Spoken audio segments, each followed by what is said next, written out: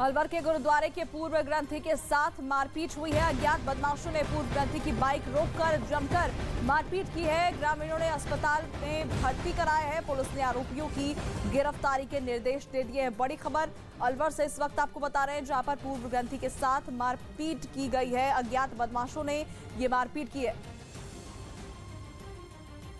FIR दर्ज की गई है रामगढ़ थाना इलाके में और 4 अलग अलग टीमें बनाकर, क्योंकि अनआइडेंटिफाइड अज्ञात लोगों के खिलाफ ये FIR दी गई, उनके ऊपर आइडेंटिफाई करने के पूरे प्रयास किए जा रहे हैं और ये पता लगाने की कोशिश की जा रही है कि इस घटना में कौन कौन इन्वॉल्व था।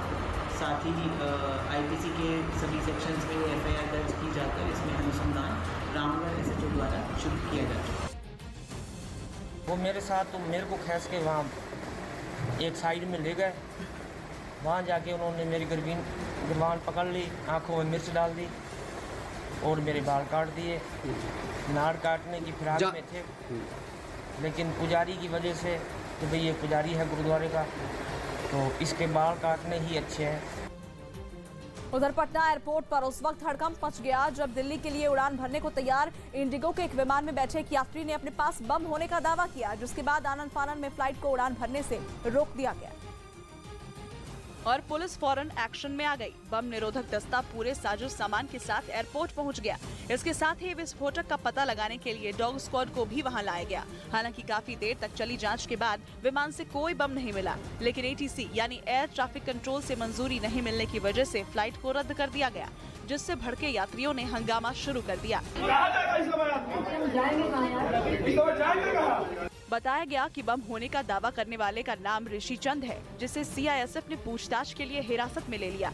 वहीं इंडिगो ने रद्द की गई फ्लाइट के यात्रियों के लिए दूसरे विमान का इंतजाम करने की बात कही।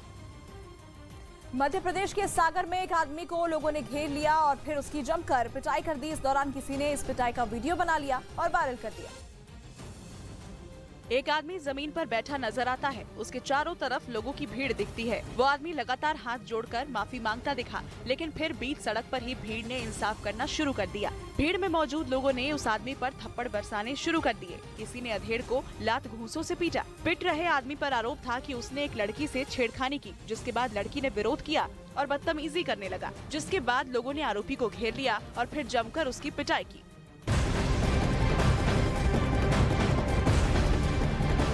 और इस वक्त की बड़ी खबर आपको बता दें, आजादी के अमृत महोत्सव में PM मोदी ने हर घर तिरंगा मुहिम पर जोर दिया है। 13 अगस्त से 15 अगस्त तक हर घर पर तिरंगा फहराने को कहा है। प्रधानमंत्री नरेंद्र मोदी ने 13 अगस्त से लेकर 15 अगस्त के बीच लोगों को अपने घरों में तिरंगा लगाने की अपील की है। तिरंगे से जुड़ाव और मजबूत होगा, क्योंकि इस साल भारत अपना अमृत महोत्सव मना रहा है आजादी का, और उससे पहले प्रधानमंत्री की तरफ से ये अपील की गई है कि तिरंगा उत्सव मनाया जाए। हर घर में तिरंगा अभियान को लेकर प्रधानमंत्री नरेंद्र मोदी की तरफ से ट्वीट किया गया है। हर घर तिरंगा अभियान को मजबूत करें, हर घर में तिरंगा जरूर लगाएं। प्रधानमंत्री ने अपने इस ट्वीट में इस बात का जिक्र किया है। रात करीब 2 बजे श्रीलंका की राजधानी कोलंबो की सड़कों पर सेना तैनात कर दी गई, जिसने करीब 100 दिनों से प्रदर्शन कर रहे लोगों और उनके टेंट को हटा दिया है। श्रीलंका में आर्थिक संकट के बीच रात के 2 बजे की तस्वीर आपको दिखा देना चाह रहे हैं, जहां पर देखिए किस तरीके से श्रीलंकन आर्मी जो है वो फिलहाल अब सड़कों पर तैनात हो गई है, क्योंकि वो प्रदर्शनकारी जो लगातार इस बात की मांग कर रहे थे कि रानिल विक्रमसिंघे जो राष्ट्रपति बने हैं उन्हें तुरंत पद से इस्तीफा दे देना होगा। लेकिन यहाँ पर आप देखिए 360 एंगल से आपको जो है तस्वीरें दिखा देना चाह रही हूँ कि आखिर किस तरीके से सड़कों पर फिलहाल आर्मी जो है वो मौजूद है। विकास, जरा यहाँ की तस्वीरें दिखाइए कि आखिर किस तरीके से, क्योंकि ये जो आर्मी यहाँ पर मौजूद है वो सिर्फ इसीलिए मौजूद है। आगे बढ़ते हुए मैं आपको तस्वीरें दिखा देना चाह रही हूँ। ये आर्मी सिर्फ यहाँ पर इसीलिए मौजूद है कि ये जो प्रदर्शनकारी यहाँ पर डटे हुए थे इतने दिनों से, आखिर इनको कैसे हटाया जाए, क्योंकि ये आप देख पा रहे हैं कि आखिर जो सेक्रेटेरिएट है ठीक इसके बाहर जो है प्रोटेस्टर्स मौजूद थे। उनकी तरफ से साफ तौर पर यह कहा गया था कि हम जो है किसी भी तरीके से रानिल विक्रमसिंघे को जो है अंदर नहीं जाने देंगे। लेकिन देखिए देर रात 2 बजे की ये तस्वीरें आपको दिखा रहे हैं कि आखिर किस तरीके से यहाँ पर आर्मी को अब तैनात कर दिया गया है ताकि किसी भी तरीके की कानून व्यवस्था जो है वो ना बिगड़े। तस्वीर आपको दिखा रहे हैं जहाँ पर आर्मी जो है वो तैनात है, जो श्रीलंकन पुलिस है वो यहाँ पर तैनात है और किस तरीके से इन टेंट्स को जो है वो हटाया जा रहा है। हालांकि अब ये देखने वाली बात होगी कि आखिर जब इतनी बड़ी संख्या बल के हिसाब से अब यहाँ से प्रोटेस्टर्स को हटाया जा रहा है तो आखिर अगला स्टेप जो है प्रदर्शनकारियों का क्या होगा, क्योंकि मुझे लगता है कि अगर इन आर्मी को अगर देखा जाए, अगर संख्या बल के हिसाब से भी मैं समझूं तो शायद गिनना मुश्किल हो जाए। 1000 से ज़्यादा की तादाद में यहाँ पर जो है आर्मी तैनात कर दी गई है। यहाँ पर टैंक्स जो है वो तैनात किए गए। आगे की तस्वीर अगर आप देख पा रहे हैं तो आखिर देखिए किस तरीके से जो प्रोटेस्टर्स जो इनके टेंट्स यहाँ पर बने हुए थे वो तस्वीर कोई नहीं भूल सकता, क्योंकि 100 दिनों से ये लोग जो हैं वो लगातार यहाँ पर तैनात थे, लेकिन अब उन्हें यहाँ से हटा दिया गया है। बड़ी संख्या में यहाँ पर सुरक्षा बल जो है वो तैनात किए गए हैं। जो श्रीलंका पुलिस है वो उनके साथ मौजूद है, जो आर्मी है वो मौजूद है, लेकिन आर्मी के साथ साथ आर्मी के टैंक्स जो हैं वो यहाँ पर मौजूद है। देखिए जो प्रोटेस्टर्स का ये जो सामान आप देख पा रहे हैं, दरअसल 100 दिनों से, पिछले 100 दिनों से जो है वो लोग यहाँ पर डटे हुए थे। वो लोग यहाँ से हिल नहीं रहे थे, लगातार इस बात की मांग कर रहे थे कि रानिल विक्रमसिंघे को यहाँ से हटना होगा। किस तरीके से तोड़फोड़ की जा रही है, वो जो टेंट्स बने हुए थे आखिर उन्हें किस तरीके से तोड़ा जा रहा है।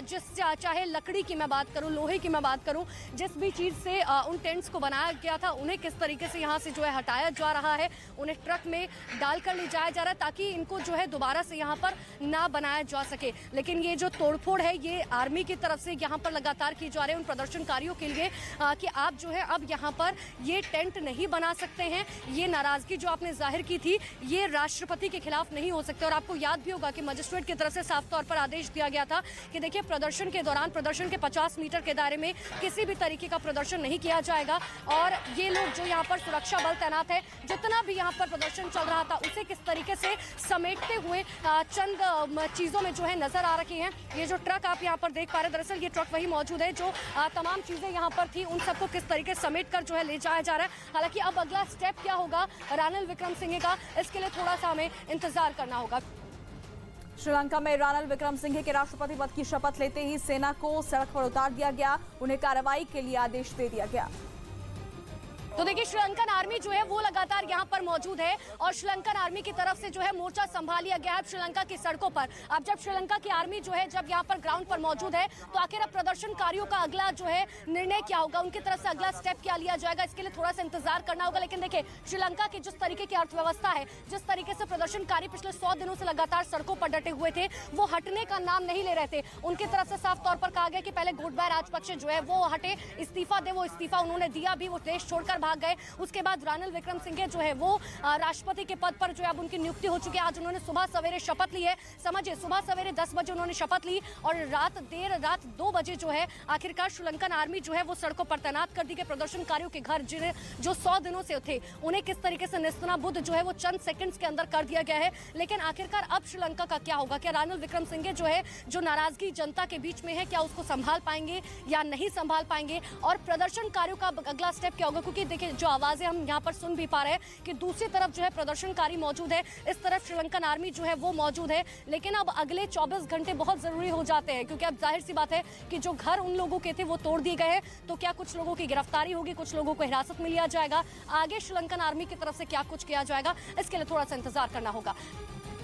पहले से ही आर्थिक संकट से जूझ रहे श्रीलंका के लोगों की मुश्किलें कम नहीं हो रही है। नए राष्ट्रपति के शपथ ग्रहण के साथ ही सरकार ने प्रदर्शनकारियों पर सख्ती दिखानी शुरू कर दी है। राजधानी कोलंबो में सेना